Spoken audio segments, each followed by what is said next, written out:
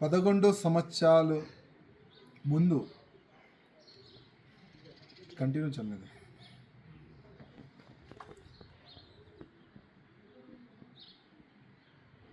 11 years ముందు నేను Bharatiya Janata party ఒక కార్యకర్తగా నేను భారతీయ జనతా పార్టీలో చేరినాను.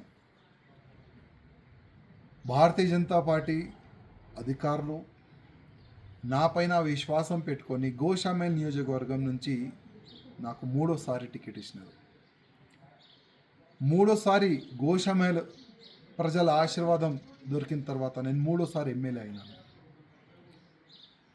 కంటిన్యూగా నా గోషామేల్ ప్రజలు సేవ చేసుకుంటా కంటిన్యూగా దేశం పట్ల, హిందూ సమాజం పట్ల, గౌమాత గురించి, లవ్ జిహాద్ గురించి నేను పోరాడుతూనే ఉన్నాను.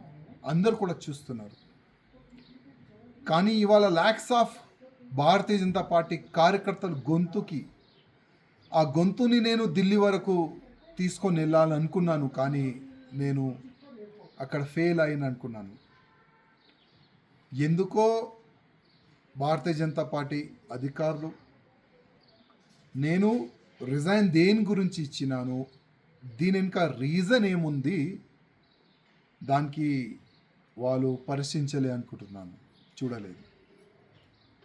ఇవాళ మా రాష్ట్రీయ అధ్యక్ష వారు నా రిజైన్ని వాళ్ళు యాక్సెప్ట్ చేసినారు. నాకు ఒక మీడియా మిత్రులు నాకు వాట్సాప్ పరంగా నాకు పంపించినారు, అది నాకు దొరికింది.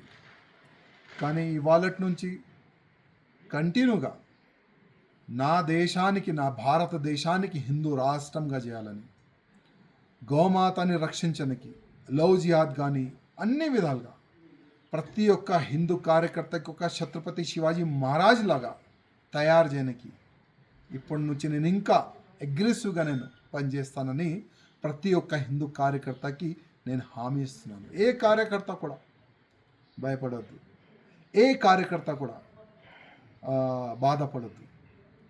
ఒక్కప్పుడు మనం ఏం లేకపోతే కూడా దేశ ద్రోహులతోని ఫైట్ చేసినాం. మూడోసారి ఎమ్మెల్యే అయిన తర్వాత కూడా దేశ ద్రోహులతోని, ధర్మ ద్రోహులతోని ఫైట్ చేసినాం. ముందు కూడా అదే చేద్దాం. మీ అందరి ఆశీర్వాదం, మీ అందరు సహకారం నాకు ఉన్నది. గతంలో కూడా ఉండే, ఇప్పుడు కూడా ఉన్నది.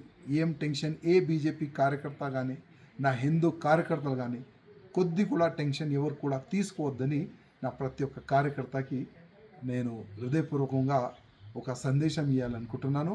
ప్రతి ఒక్క బీజేపీ కార్యకర్త, గోషామేల్లో ఉన్న కార్యకర్తలకి నా హృదయపూర్వక ధన్యవాదాలు.